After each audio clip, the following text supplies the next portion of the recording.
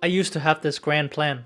Master's degree in chemistry, stable job, YouTube or some other side hustle that would eventually replace my 9 to 5, travel the world, and start a family in my late 30s. And I've done some of it, but now as I'm entering my 30s, I'm reconsidering. At first, I've always treated the feeling of resistance as a problem I need to solve. Just push through it, fight that barrier that keeps you in your comfort zone, be better, and keep going. But then I realized that resistance is also a signal. And it isn't always a signal that means, push through, come on, you got this. Sometimes it can also be a quiet, stubborn whisper that tries to tell you, mate, you've outgrown this, just let it go. And the older I'm getting, the harder questions life is asking me, but the more capable I also am at answering those. Because some dreams, they got delayed. Some they got really expensive, both in time, money, and with my relationships. Some I just didn't care about enough to keep chasing. And somewhere in the middle of all of that, I gave myself permission to do a Hail Mary, to speak my thoughts again, to build Neosphere. It took me a while to accept that not everything I try has to be the final thing. Letting go doesn't mean I got it wrong. It just means I get to try again, but this time with better data. Recently, I tried something that helped me to see it very clearly. I wrote 2 letters, both from future me 1 year from now, at age 31. The first path is the optimization path, and I'm gonna read the letter for you. I state, committed to stability, Neosphere past 10k subscribers. I was putting out consistent long-form videos and shorts.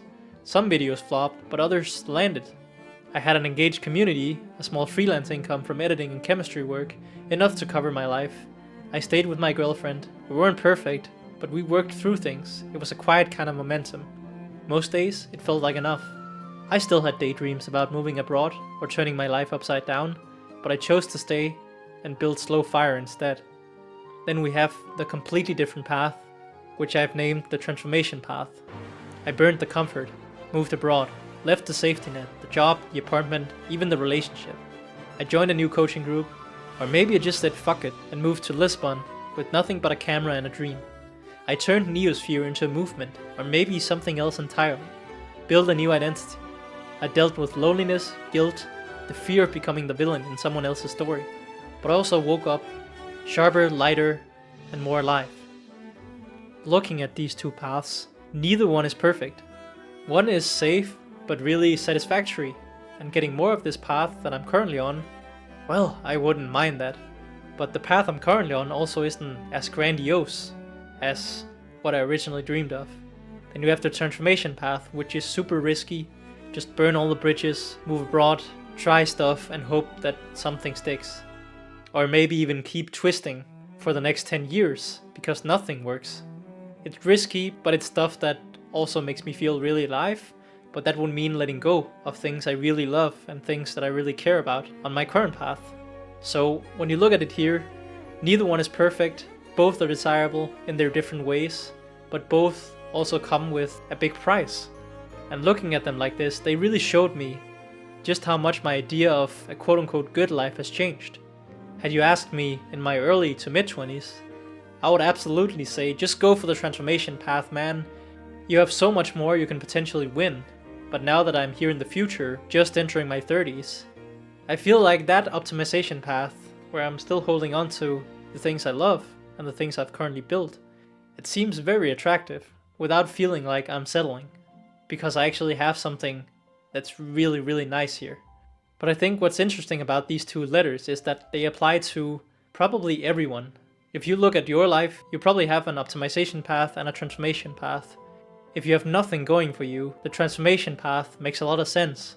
But on the opposite side of the spectrum, if you have a ton going for you, you're probably better off just going for optimizing what you already have instead of taking way too big risks. Typically, the older you get, the more attractive the optimization path will get. But if you're 35 or 40 and watching this video, and you're thinking, then I should just go with optimization path, right? It depends.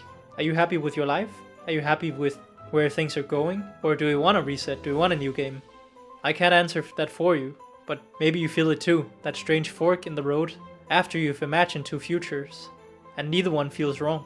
And maybe you're just not yet sure which one to follow. Not because you're afraid, but because both paths, they hold truth. One might be a bit louder and the other might be steadier. But this is what I'm learning. You don't owe your younger self a perfect life. You owe them a real one. One where you told the truth when it got hard. Where you let go even when it was scary.